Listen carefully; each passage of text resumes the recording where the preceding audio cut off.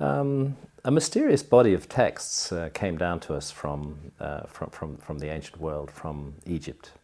And these are called the Hermetic texts, and they're written in Greek and in Latin.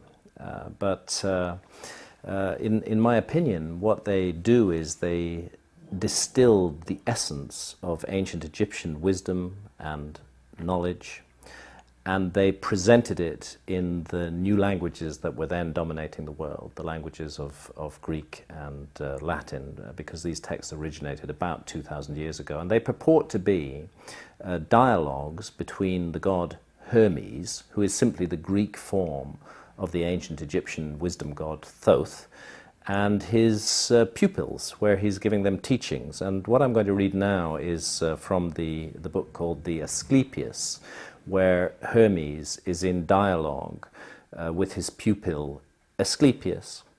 And he's giving him a teaching of great importance, and it concerns the future. And although Hermes speaks specifically of Egypt, I would suggest that Egypt is used here as a metaphor for the world, and indeed for our world, because this text speaks to the future.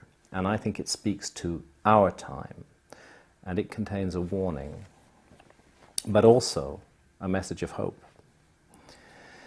Do you know, Asclepius, that Egypt is an image of heaven? Or to speak more exactly, in Egypt, all the operations of the powers which rule and work in heaven are present in the earth below. In fact, it should be said that the whole cosmos dwells in this our land, as in a sanctuary. And yet, since it is fitting that wise men should have knowledge of all events before they come to pass, you must not be left in ignorance of what I will now tell you. There will come a time when it will have been in vain that Egyptians have honored the Godhead with heartfelt piety and service, and all our holy worship will be fruitless and ineffectual. The gods will return from earth to heaven. Egypt will be forsaken, and the land which was once the home of religion will be left desolate, bereft of the presence of its deities. O Egypt, Egypt, of thy religion nothing will remain but an empty tale, which thine own children in time to come will not believe. Nothing will be left but graven words, and only the stones will tell of thy piety. And in that day, men will be weary of life, and they will cease to think the universe worthy of reverent wonder and worship. They will no longer love this world around us, this incomparable work of God, this glorious structure which he has built, this sum of good made up of many diverse forms, this instrument whereby the will of God operates in that which he has made, ungrudgingly favoring man's welfare. This combination and accumulation of all the manifold things that call forth the veneration, praise, and love of the beholder. Darkness will be preferred to light, and death will be thought more profitable than life. No one will raise his eyes to heaven. The pious will be deemed insane, the impious wise. The madman will be thought a brave man, and the wicked will be esteemed as good.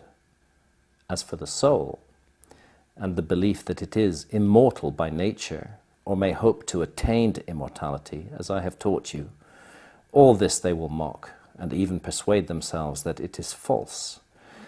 No word of reverence or piety, no utterance worthy of heaven will be heard or believed.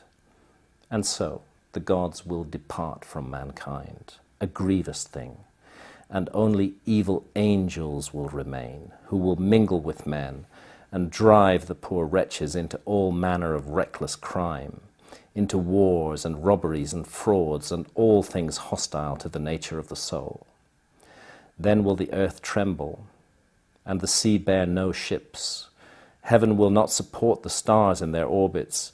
All voices of the gods will be forced into silence. The fruits of the earth will rot. The soil will turn barren, and the very air will sicken with sullen stagnation. All things will be disordered and awry. All good will disappear. But when all this has befallen Asclepius, then God, the creator of all things, will look on that which has come to pass, and will stop the disorder by the counterforce of his will, which is the good. He will call back to the right path those who have gone astray. He will cleanse the world of evil, washing it away with floods, burning it out with the fiercest fire, and expelling it with war and pestilence. And thus he will bring back his world to its former aspect, so that the cosmos will once more be deemed worthy of worship and wondering reverence. And God, the maker and maintainer of the mighty fabric, will be adored by the men of that day with continuous songs of praise and blessing. Such is the new birth of the cosmos. It is a making again of all things good, a holy and awe-inspiring restoration of all nature. And it is wrought inside the process of time by the eternal will of the Creator.